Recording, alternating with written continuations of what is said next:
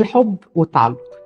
الحب هو الشعور الجميل اللي احنا كلنا نفسنا فيه، نعمة ربنا على الأرض فعليا اللي بتخلي الناس فعلا قادرة ان هي تعيش حياة متزنة وسعيدة. طيب ايه هو التعلق وايه الفرق ما بين الحب والتعلق؟ تعالى نفهم يعني ايه تعلق. التعلق ان انا بمسك في حاجة كده بايدي واسناني وما اقدرش اسيبها، ولو حصل حاجة بيجي لي اضطراب وبيجي لي حالات نفسية وما اقدرش اعيش من غير هذا الشخص، والموضوع بيبقى متأزم جدا. هل ده حب؟ لا طبعا. الحب هو حرية، حب يعني امان، يعني إحساس بالسلام، يعني إحساس بالطمأنينة. الحب شعور تراكمي. يعني إيه شعور تراكمي؟ يعني مودة وطيبة ومشاركة وإحساس بالأمان وسكينة، حاجات كتيرة جدا، تفاصيل كتيرة بنبنيها مع بعض بتتراكم بتديني الجايزة بتاعتها في الآخر، يعني شعور بالحب الحقيقي اللي بيفضل. انما الاعجاب الاولي ده مجرد ده بوابه ما بين اتنين، احنا بنعجب ببعض وبنشوف العلاقه ممكن تروح فين. لكن الحب الحقيقي اللي احنا دايما عايزين ان احنا نوصل له هو الشعور بالامان وعدم الشعور بالخوف المطلق ان حاجه ممكن تحصل، ده ممكن يسيبني. الحب الحقيقي حريه، ما هواش امتلاك. لكن التعلق بقى ده حاجه تانية. لما يكون البني ادم شايف ان العلاقه دي محور حياته كلها، مفيش حاجه في حياته غير هذه العلاقه، يبتدي يتعلق بيها تعلق مرضي، ودايما يجي له اوهام الشخص ده ممكن يسيبني، لو ما ردش عليه مره مرتين يجي له اضطراب، وده بنسميه الانكشس اتاتشمنتس او اضطراب التعلق، ان انا دايما عايز الشخص ده جنبي،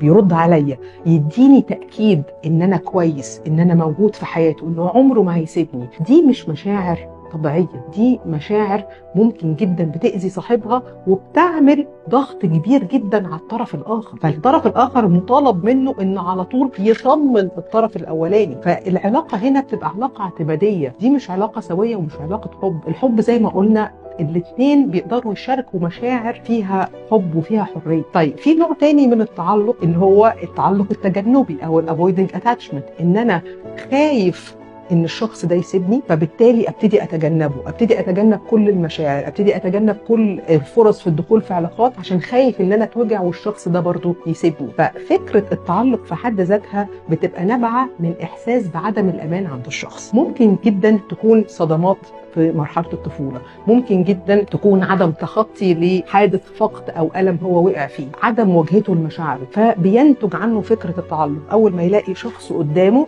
متخيل ان هو اللي هيديله الامان، هو اللي هيديله السعاده، هو اللي هيديله الحب، وده مفهوم غلط عن العلاقات. البني ادم ما بيديش حاجه غير لنفسه.